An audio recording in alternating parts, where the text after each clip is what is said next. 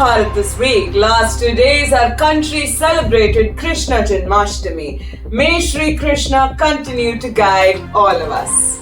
Moving on, I'm here with the top stories that shaped India, from our wildlife victories to bold national missions. Before we dive in, don't forget to like, share and subscribe to stay updated with the biggest stories that matter. Let's get started.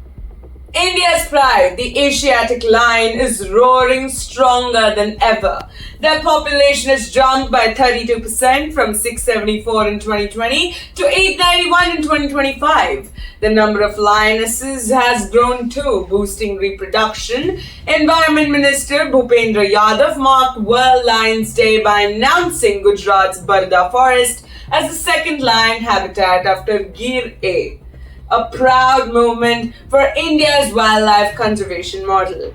In Sikkim, Chief Minister Prem Singh Tamang launched Nari Adalat, a women-run forum for quick local dispute resolutions. The idea is simple: justice should be accessible, informal, and non-intimidating.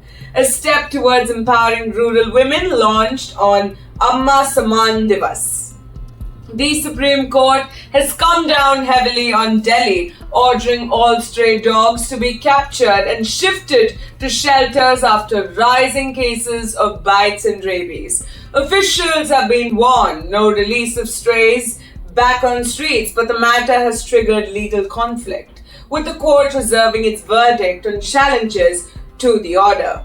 The Atal Innovation Mission hosted its Mega Tinkering Day 2025. Over 4.7 lakh students from nearly 9,500 schools joined virtually, taking on the challenge of building a DIY vacuum cleaner, a push for hands-on innovation and problem-solving among India's youth.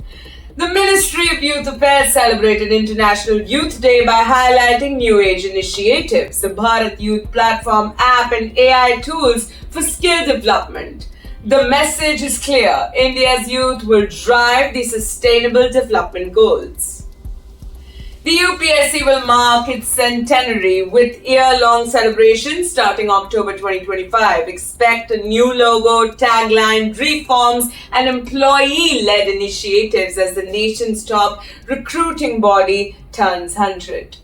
Mumbai hosted the 18th International Olympiad on Astronomy and Astrophysics, the biggest so far. 288 students from 64 countries participated, showcasing global talent in science and space research. India's semiconductor mission got a major boost. The cabinet cleared 4 new projects, taking the total to 10, with investments worth 1.6 lakh crores across 6 states. Over 2,000 direct jobs and many more indirect ones are on the way, crucial for India's tech independence. India celebrated its 79th Independence Day, with PM Modi delivering his 12th speech from the Red Fort, the longest ever, at 103 minutes. Here are the 5 big takeaways. Mission Sudarshan Chakra: India to build its own Iron Dome-like defense shields.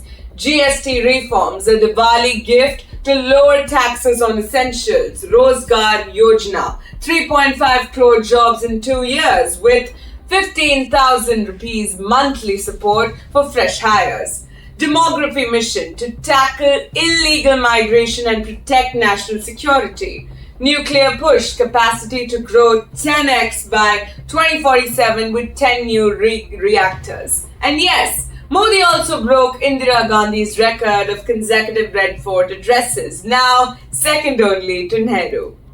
Indian Railways successfully tested its first hydrogen-powered train under the Hydrogen for Heritage initiative.